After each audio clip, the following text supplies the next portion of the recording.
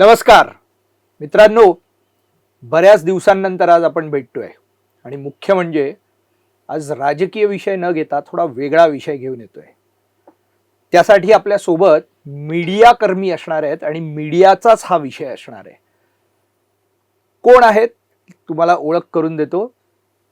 आज आपल्या सोबत आहेत सतीश शर्माजी, जे उत्तराखंडच्या डेहराडूनमध्ये राहतात. नुसते राहत नाहीत तर तिकडे गढवाल पोस्ट म्हणून एक जुनं अत्यंत महत्वाचं आणि एक महत्वाचा प्रेशर ग्रुप असलेलं वर्तमानपत्र इंग्रजीतलं ते चालवतात.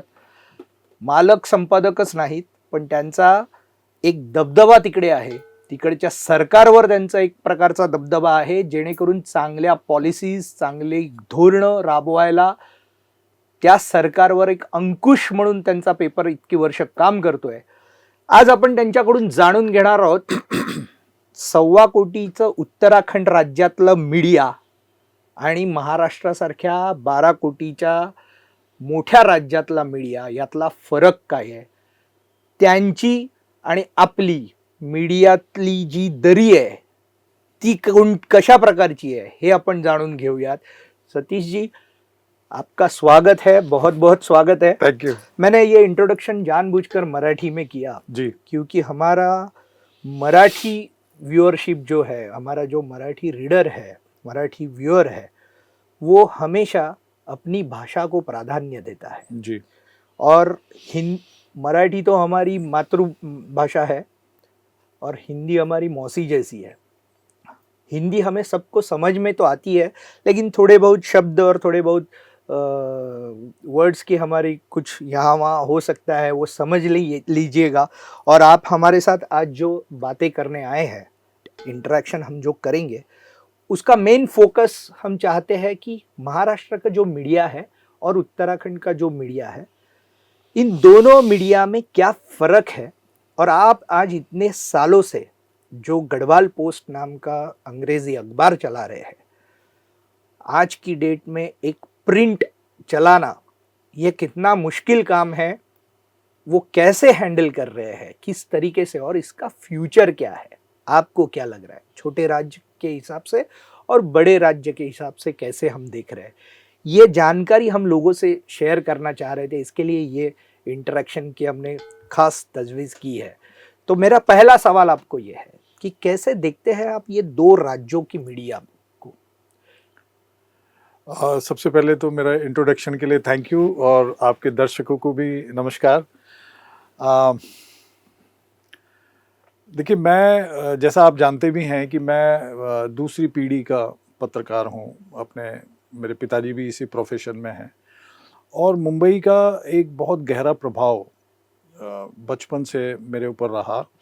और मैं शायद छठी कक्षा में था, मैं 11 साल मेरी उम्र रही होगी, तो मेरे पिताजी ने शायद पहली बार मुझे एक संपादकीय उनके अखबार का था, उसकी प्रूफ रीडिंग के लिए मुझे दिया था. और वहाँ से मेरी जो जर्नलिज़्म का जो एक पहला इंट्रोडक्शन कह लीजिए, या वहाँ से शुरुआत हुई. और क्योंकि पिताजी पत्रकारिता में थे, तो हमारे घर में सारे अखबार आते थे, बड़े छोटे, और मुंबई से ब्लिट्स आता था. तो ब्लिट्स का मैं देखता था कि ब्लिट्स अखबार लेने के लिए मेरे पिताजी अलग से सेंटर में जाते थे और वहाँ से उसके अखबार की हिंदी और अंग्रेज़ी 2 एडिशन, उर्दू में भी आता था, बट वो 2 एडिशन उसके हर सैटरडे को वो लाते थे. तो मैं देखता था कि फादर उसमें कितनी रुचि लेते हैं, तो मैं उस अखबार को भी बहुत गहराई के साथ मैं देखता था. और उसमें अखबार पूरा ब्लैक एंड वाइट होता था, लेकिन ब्लिट्स लाल कलर में छपता था, मास्ट हेड उसका. तो वो मेरे को पहला अट्रैक्शन डबल कलर. तो ब्लिट्स की तरफ पहला अट्रैक्शन वो हुआ. और फिर उसमें जो उसके आइकॉनिक जो फाउंडर थे R.K. करंजिया साहब, उनके लेख आते थे और उनकी जो सोशल एक्टिविटीज़ होती थी, जो मुझे अभी याद आ रहा है, जैसे कोई मैराथन है किसी कॉज को लेकर, उसमें भी वो बढ़ चढ़ कर हिस्सा लेते थे और उनकी फ़ोटो भी आती थी. तो ऐसे करके मेरा इंटरेस्ट जो है तो ब्लिट्स था. दूसरा, फ्राइडे को सारी मूवीज़ आती थी, यहाँ से रिलीज़ होती थी. तो ये करके, और दिल्ली से सारे बड़े अखबार हमारे यहाँ आते थे। और मेरे फादर का जो अखबार था वो बहुत ही साधारण अखबार, बहुत ही 4 पन्ने का, बार बार इंदिरा गांधी की एक ही फ़ोटो छपती थी, तो वो बड़ा साधारण था उनके सामने। तो मैं सोचता था कि ऐसा क्यों है, तो मैं उसमें इन्वॉल्व होता गया कि हम अपना अखबार हम ब्लिट्स जैसा क्यों नहीं बना सकते, या हम जो दिल्ली से अखबार आते हैं उन जैसा क्यों नहीं बना सकते। तो वहाँ से मेरी जर्नलिज्म की एक जो करियर समझ लीजिए, मेरा इनिंग शुरू हो गई। और इनिंग के साथ साथ मेरी जिज्ञासा बढ़ती गई कि क्यों ब्लिट्स में इतनी फ़ोटो छपती हैं, अलग अलग फॉन्ट्स में इसमें यूज़ होता है, और हमारा अखबार बड़ा साधारण। तो वो शुरू हुआ, और जब मैं 10वीं 11वीं में 12वीं में आया तो मुझे लगा कि मैं इसी लाइन में मुझे कुछ करना है। तब तक मैं इतनी छटपटाहट मेरे अंदर हो गई थी कि मुझे ये था कि मेरे को एक ऐसा अखबार स्थापित करना है जिसको लोग बहुत सम्मान की दृष्टि से देखें, बहुत लोग उसको प्यार करें। और उस समय हालांकि मैंने ये नहीं सोचा था कि मैं कोई अलग अखबार शुरू करूँगा, लेकिन मेरे मन में ये आ गया था कि मैं अखबार से जुड़ा हुआ ही कोई काम करूँगा। लेकिन आप जर्मनी में भी जाके पढ़ाई की है आपने जर्मनी में, मुझे तो उस पढ़ाई का अखबार के विश्व में आपको क्या फ़ायदा हुआ? मुझे एक्सपोजर मिला, मुझे पहली बार विदेश जाने का मौका मिला। मैं 22 साल की मेरी उम्र थी उस समय, और इंटरनेशनल इंस्टीट्यूट ऑफ जर्नलिज्म में मैं गया बर्लिन में, और ये सन 93 की बात है। तो उस समय यूनिफिकेशन को 4 साल हो चुके थे बर्लिन जर्मनी में। तो वो लोग जर्नलिज्म में क्या कर रहे थे, वहाँ पर मैंने जर्नलिज्म में बहुत बेसिक जानकारियाँ वो लोग दे रहे थे, जो क्योंकि मैं बहुत यंग एज से काम शुरू कर दिया था तो मुझे वो बहुत सारी चीज़ें मालूम थी। लेकिन मुझे फ़ोटो के बारे में वहाँ पर काफ़ी कुछ सीखने को मिला, और मैंने वो उसमें बहुत रुचि भी ली, और बहुत मुझे फ़ायदा हुआ क्योंकि मैंने दुनिया देखी। और मेरे मन में एक बहुत जिज्ञासा हमेशा से रहती थी कि जर्मनी जो है वो सेकेंड वर्ल्ड वॉर में जो देश तबाह हो गया था, तो वो कैसे विकसित देश बन गया। सन 93 में वो विकसित देश होता था, और हम लोग अभी भी विकासशील देशों की श्रेणी में हैं। तो वो फ़र्क मुझे समझना था, थोड़ा बहुत हमने जो पढ़ा था, जो जानकारी थी, तो वो वहाँ जाके जब मैंने देखा तो मुझे सबसे बड़ा जो बिंदु समझ में आया वो ये कि वहाँ के जो लोग हैं वो बहुत देशभक्त हैं, बहुत पेट्रियाटिक है। और वो मुझे लगा कि सन 42 में जो देश तबाह हो गया था, कैसे वो अपने आप दोबारा खड़ा हुआ, और ना केवल खड़ा हुआ बल्कि विकसित देशों की श्रेणी में आ गया।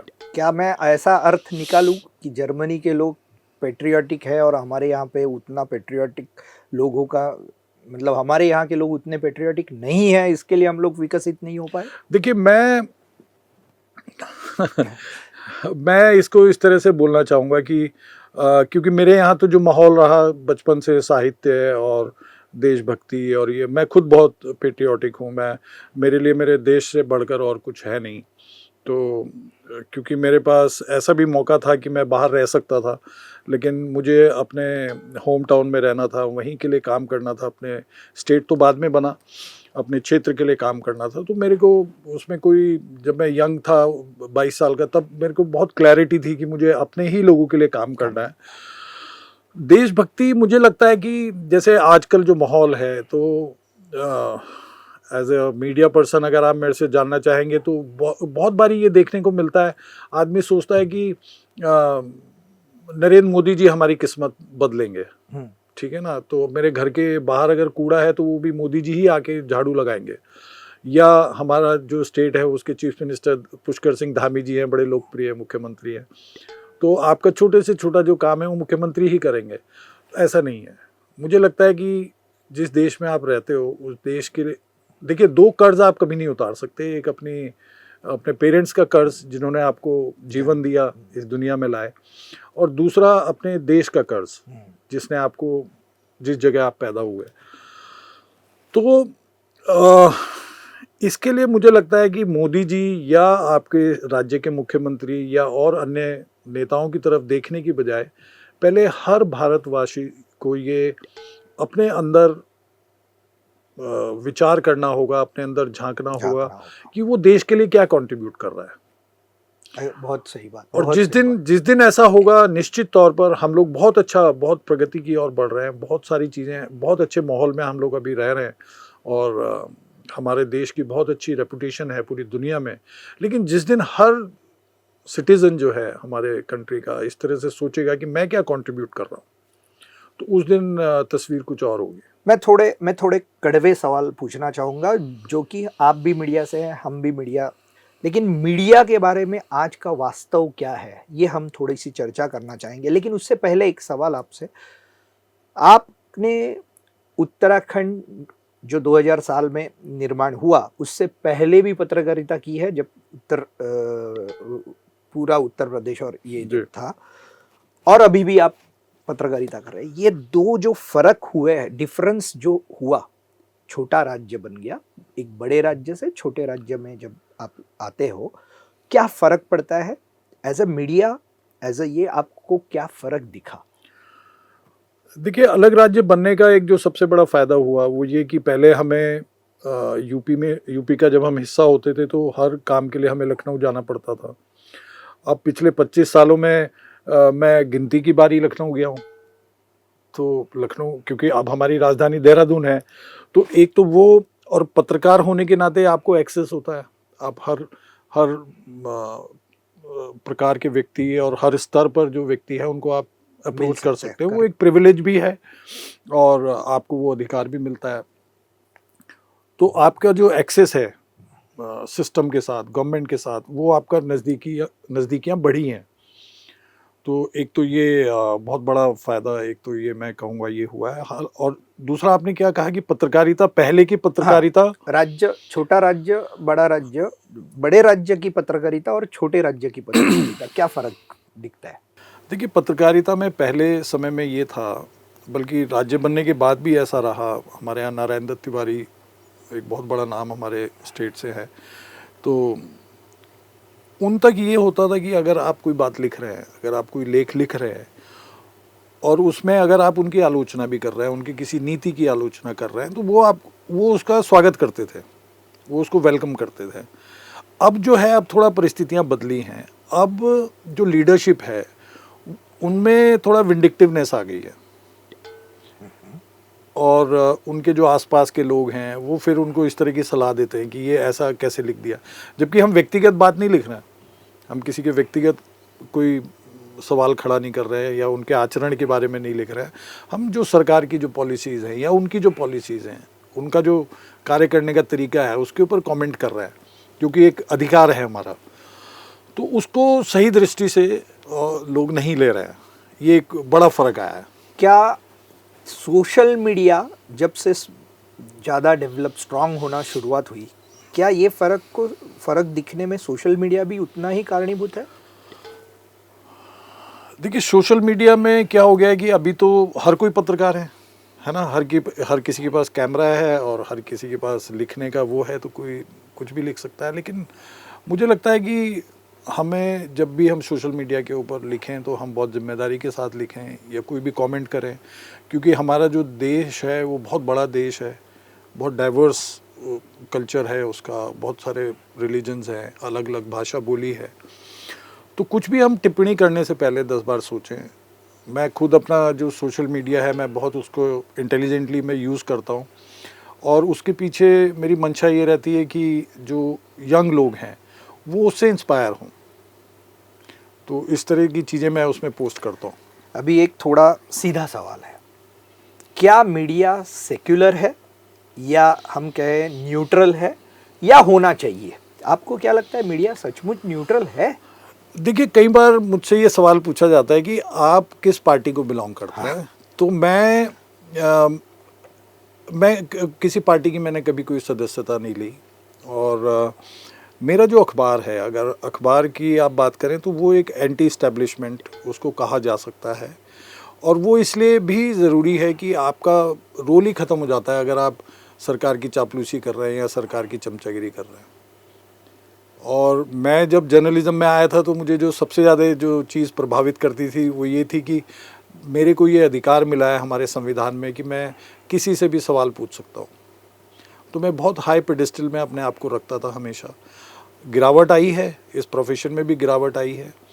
मैं यही कहना चाहूँगा कि जो भी लोग इसमें आएँ, सोच समझ कर आएँ, बहुत जिम्मेदारी के साथ आएँ, क्योंकि आप किसी भी प्लेटफॉर्म के ऊपर कोई लिख रहे हैं, कोई बात लिख रहे हैं, जो कम्युनिकेशन आप कर रहे हैं, अगर किसी भी भाषा में कर रहे हैं, किसी भी मीडियम से कर रहे हैं, अगर वो कम्युनिकेट हो रहा है एक से ज़्यादा लोगों की तरफ, तो वो बहुत जिम्मेदारी के साथ होना चाहिए।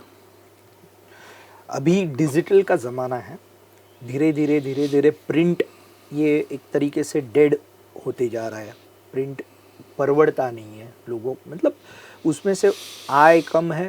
आप बिजनेस पॉइंट ऑफ व्यू से ये प्रिंट पत्रकारिता और डिजिटल पत्रकारिता की कंपैरिजन कैसे करेंगे?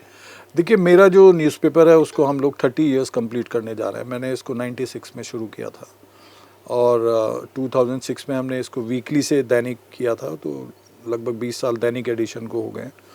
अगर आप देखें कि जैसे अमेरिका है, तो अमेरिका में जो वॉशिंगटन पोस्ट है या न्यूयॉर्क टाइम्स है, तो उनके जो एडिशंस हैं वो बल्कि होते जा रहे हैं, जबकि वो लोग डिजिटल मीडिया या इलेक्ट्रॉनिक मीडिया में हमसे बहुत आगे हैं, बहुत पहले से। अभी क्या हो गया है कि लोगों में लिखने का और पढ़ने का चलन कम हुआ है, स्पेशली जो यंगस्टर्स हैं और वो इंस्टाग्राम वाली जो जनरेशन आ गई है। लेकिन देहरादून और उत्तराखंड जो है, वहाँ बहुत सारे पढ़े लिखे लोग रहते हैं और बहुत सारे लेखक हमारे प्रदेश से हुए हैं, तो अभी वहाँ वो एक कल्चर है। And Dehradun is famous for its school education world wide, और अभी हायर एजुकेशन के लिए भी स्टेट बनने के बाद काफ़ी प्रसिद्धि उसको मिल रही है। तो रिटायर्ड लोग बहुत सारे वहाँ रहते हैं। हमारे आईएएस एकेडमी मसूरी में है, इंडियन मिलिट्री एकेडमी देहरादून में है, बहुत सारे प्रीमियर इंस्टीट्यूशंस जो हमारे कंट्री के हैं वो देहरादून में है।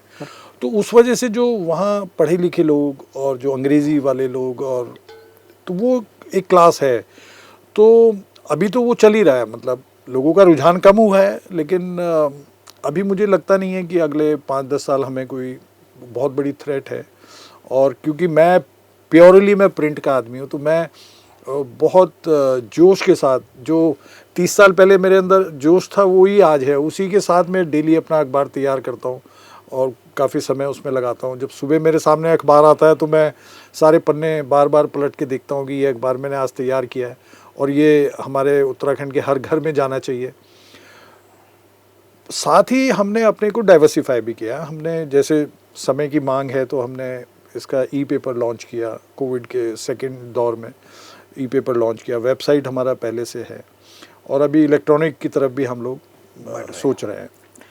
ये जब ये परिवर्तन नहीं कह सकते, जिसे ट्रांसफॉर्मेशन कहते हैं, ये ट्रांसफॉर्मेशन जो शुरू है डिजिटल इसमें, तो आप भी वो प्रवाह में जाना चाहेंगे क्या? लेकिन आपको लगता है जो पत्रकारिता का कार्य है, जिसे हम लोग कवरेज बोलते हैं, रिपोर्टिंग बोलते हैं, क्या वो उस तरीके से बदल रहा है? देखिए, मुझे ये लगता है, जैसे कई बार आपको मालूम है मैं फिल्मों से भी जुड़ा हुआ हूँ, तो कई बार हम फिल्मों में कंटेंट की बात करते हैं कि क्या दिखाया जा रहा है इसमें, मैसेज। मुझे ये लगता है कि जो पब्लिक देखना चाहती है वही लोग दिखाने की कोशिश करते हैं। अब ये आपका खुद का कैरेक्टर क्या है, आप क्या चीज़ बेचना चाहते हैं। जैसे मेरा जो अखबार है, इट्स अ फैमिली न्यूज़पेपर, तो मेरे अखबार में बच्चों की फ़ोटो भी आपको फ्रंट पेज में मिल जाएगी। तो मुझे बहुत सारे लोग कहते हैं कि हमने ऐसा अखबार नहीं देखा जिसमें बच्चों की फ़ोटो फ्रंट पेज में आ रही है। तो जो पॉजिटिव न्यूज़ है उसको हम लोग प्रमुखता देते हैं। तो ये जितने भी न्यूज़ चैनल्स हैं या न्यूज़पेपर हैं, वो उनका मकसद क्या है अखबार चलाने का, उसमें क्लैरिटी होनी चाहिए। जैसे एक समय में मेरे को किसी ने कहा कि आपके अखबार में सनसनी नहीं है। एग्जैक्टली। तो मैंने कहा कि मैं सनसनी, एक दिन, देहरादून बहुत छोटी जगह है, हमारे यहाँ क्राइम होता नहीं है, तो मैंने कहा मैं सनसनी बना के एक दिन खबर छाप दूंगा, तो पाठक मुझसे रोज़ वही उम्मीद करेगा। तो दूसरे दिन कहाँ से लाऊंगा सनसनी, तीसरे दिन कहाँ से लाऊंगा? तो सनसनी नहीं होगी तो मैं पैदा करूंगा, तो अगर मैं पैदा करूंगा तो वो फेक होगा, मैं अपना रोल भी प्ले नहीं कर रहा हूँ प्रॉपरली। तो ज़बरदस्ती न्यूज़ बनाने का जब हमारे ऊपर जब बर्डन आ जाता है, तो फिर हम कॉम्प्रोमाइज़ करते हैं और फिर वो हर चीज़ का, पत्रकारिता का, आपका, वो पतन की ओर हम लोग बढ़ जाते हैं। सो टीआरपी का हिसाब ये पतन का कारण है? जी हाँ, बिल्कुल। आपका ये सीधे तौर पर कहना ये है। लेकिन आपको लगता है कि आपके तरीके से यह बिजनेस बोल के मीडिया चल सकता है? मैं तो चल रहा हूँ, मैं तो सर्वाइव कर रहा हूँ। हालांकि I am not a businessman, मेरे से बहुत लोग ये सवाल पूछते हैं कि इतने कठिन दौर में आप कैसे सर्वाइव कर रहे हैं। तो मेरा एक गट फीलिंग है ना, और मुझे लगता है कि मैं व्यापारी नहीं हूँ, मैं बहुत पैशनेट हूँ अपने अखबार के लिए। तो आज भी उसी जोश के साथ काम करता हूँ, जैसे मैंने बताया कि जैसे मैं 30 साल पहले कर रहा था या बचपन में कर रहा था। तो वो छटपटाहट मेरे अंदर आज भी है कि मेरा अखबार किसी भी दुनिया के बढ़िया से बढ़िया अखबार के बराबर होना चाहिए, उससे कम नहीं होना चाहिए। आज की डेट में थोड़ा सा अभी मीडिया के, हम लोग दोनों मीडिया से जुड़े हैं, तो एक सवाल आजकल मैंने जो पिछला सवाल पूछा था कि कवरेज में क्या चेंज हुआ है क्या डिजिटल के। आज की डेट में बहुत सारा मीडिया का कवरेज प्रिंट वाले एक जगह बैठ के चैनल पे सभाएं या तो जो भी लाइव है वो देख के न्यूज़ बनाते हैं। आज के डेट में ये चेंज हो रहा है, दिख रहा है। इसकी वजह से जो रिपोर्टिंग है उसको लिमिटेशंस और सिमिलैरिटी आ गई है। जो पहले हम लोग अपनी भाषा में कहे तो अलग इंट्रो रहता था, अलग हेडिंग रहती थी, आज की डेट में वो सिमिलर हो गया है। जो दूसरे पेपर में वही अपने पास है, वही सब, तो आपका पेपर क्यों खरीदे, ये वाला जो एंगल है ये आज की डेट में कॉमन हो रहा है। जैसे क्रिकेट का यदि एग्जांपल दे तो कल रात को मैच हुई, उसका रिजल्ट लेट नाइट 11 बजे आया, जी हाँ, हम लोग का पेपर तो 10 बजे छपने गया, तो सुबह न्यूज़ क्या छपेंगे और वो न्यूज़ कौन पढ़ेगा, क्योंकि वो तो पहले ही आ चुका। बिल्कुल। इस पे सॉल्यूशन क्या है आपके? देखिए, इसमें जो आपके एक उसमें 3 सवाल हाँ। हुए हैं, तो मैं बारी बारी से उसका जवाब देने की कोशिश करूंगा। पहला तो ये कि पहले समय में जो अखबार की कीमत है वो रीडर पे करता था। जो पाठक होता था अखबार का, वो अखबार के दाम चुकाता था और अखबार खरीदता था और उसको अपना संपादकीय और अपने मनपसंद आर्टिकल्स पढ़ने को मिलते थे, जिस भी अखबार में जो भी उसका पसंदीदा अखबार होता था। अब मौजूदा दौर में क्या हो रहा है पिछले काफ़ी अरसे से, कि अखबार के जो दाम है, अखबार की जो कीमत है, वो रीडर पे नहीं कर रहा है, वो बाजार पे कर रहा है, एडवर्टाइजर पे कर रहा है। तो बात भी उन्हीं की लिखी जा रही है, तो बाजार हावी हो गया है अखबार के ऊपर भी और कलम के ऊपर भी। तो एक तो वहाँ कॉम्प्रोमाइज़ हो गया, तो इसलिए फिर पाठक को वो चीज़ नहीं मिल रही है जो पहले मिला करती थी, एक चीज़। दूसरा, आपने कहा कि अगर क्रिकेट मैच रात को हो गया तो उसको कौन पढ़ेगा। तो जो मैं अपने यहाँ मेरे न्यूज़पेपर में हम लोग पॉलिसी हमारा है कि हम लोग इंटरव्यू बेस्ड, हम लोग आर्टिकल बेस्ड चीज़ों को ज़्यादा प्रमुखता देते हैं और किसी भी कवरेज को एक डिफरेंट एंगल में ट्विस्ट करना, थोड़ा नहीं ट्विस्ट तो थोड़ा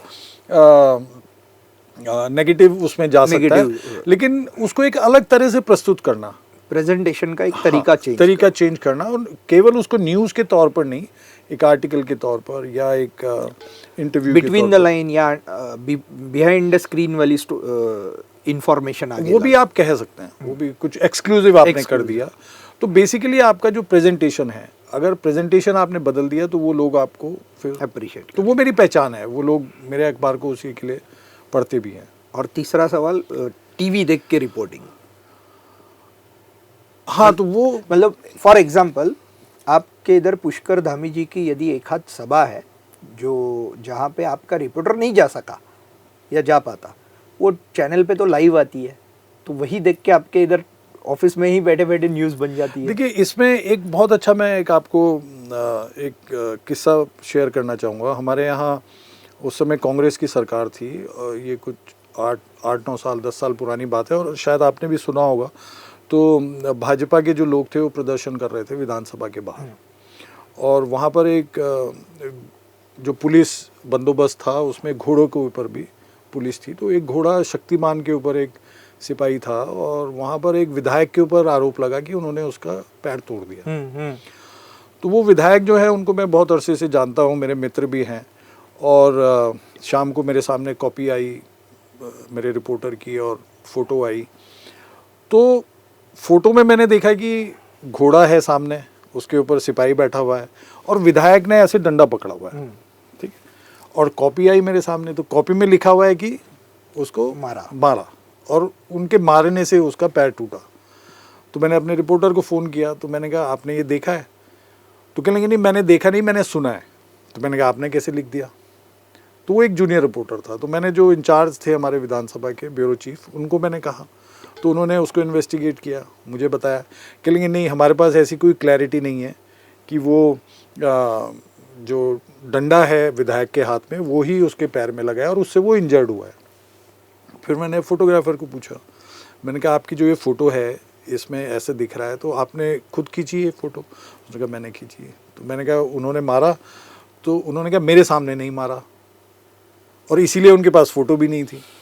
तो हमने वो उसी तरह से फिर उसको रिपोर्टिंग किया। और हमारे यहाँ के जो बड़े बड़े अखबार थे उन्होंने अगले दिन लिखा, और मुझे बड़ा अफसोस हुआ पढ़कर, उसमें ये लिखा गया कि विधायक ने घोड़े को लिटा लिटा कर मारा, इस तरह का सेंटेंस उसमें यूज़ हुआ था।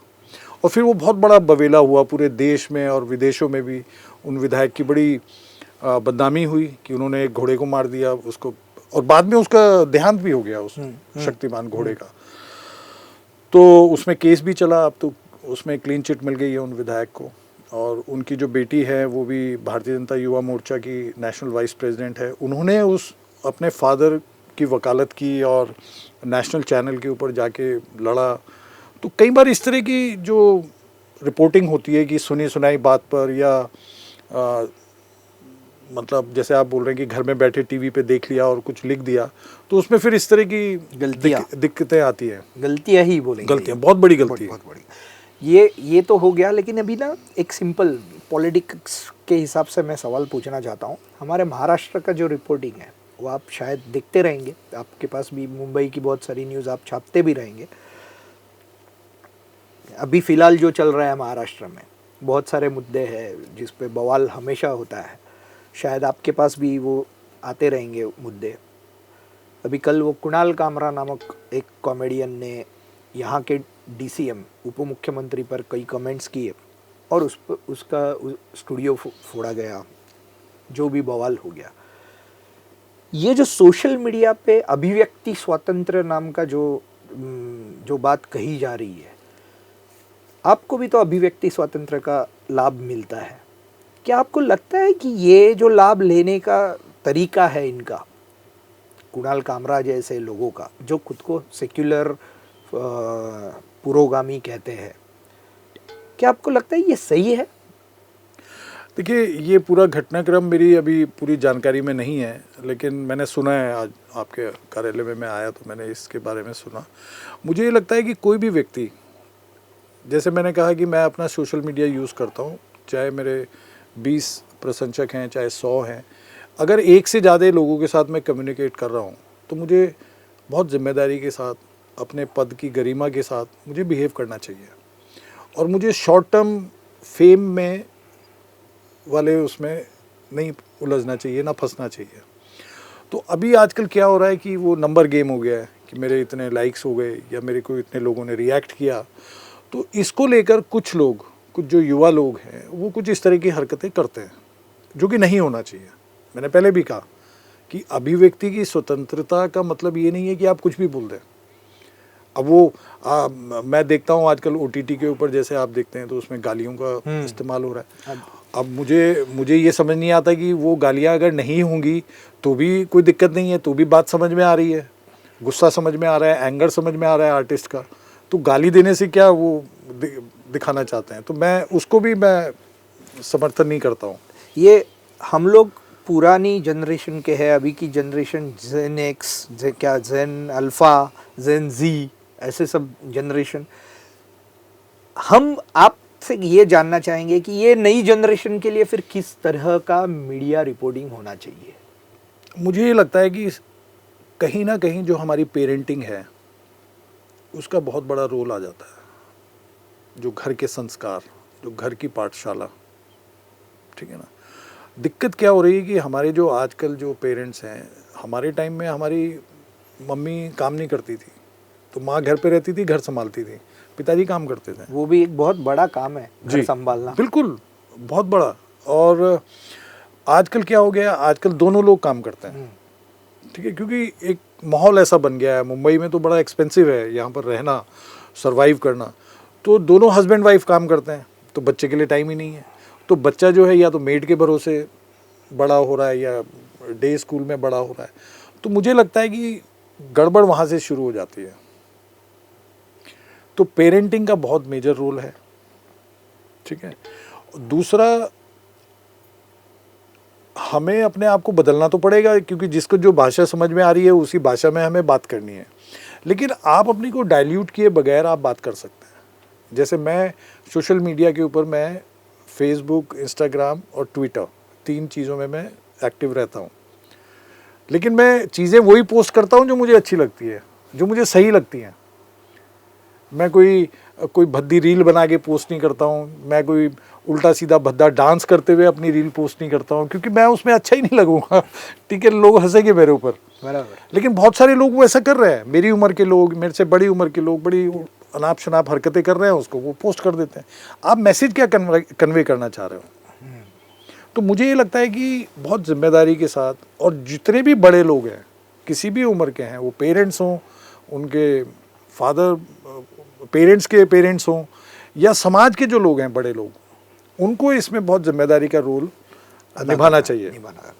अभी मुझे बस मतलब ख़त्म करते करते एक सवाल आपको थोड़ा सा अड़चन पैदा कर सके, लेकिन हम बीच में उत्तराखंड आए थे, आपके शिक्षण मंत्री जी रावत जी से मिले थे, तो बातें करते करते उनसे एक बात हुई कि हिस्ट्री और लैंग्वेजेस, ये जो सिलेबस में सिखाया जाता है, उसमें बहुत सारे चेंजेस और सत्य सही जो आज तक छुपाया गया वो हिस्ट्री, इतिहास सही ढंग से सामने लाना चाहिए और बच्चों को सिखाना चाहिए, ऐसी बात हुई थी जी।